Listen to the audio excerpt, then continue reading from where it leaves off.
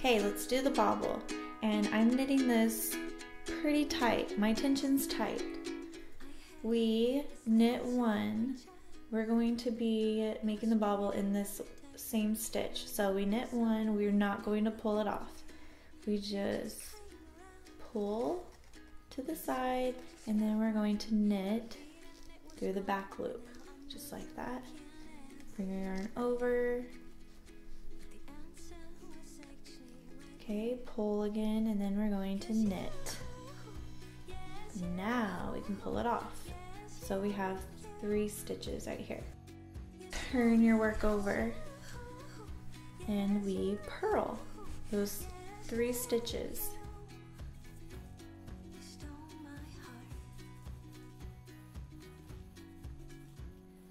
Okay, turn your work and knit those 3 stitches. 1, 2, 3. Turn your work again. We're going to purl 3 stitches. 1, 2, 3. Okay, now we are going to slip our first stitch off. Not going to knit it, nothing. Slip her off.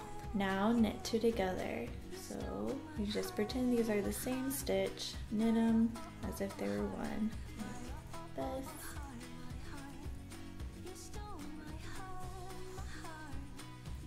And slide it off.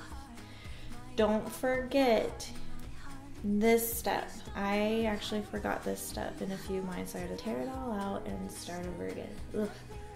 Okay, you have to, you know the stitch that we slipped off? You pass your slip stitch over this stitch and off your needle. And bam!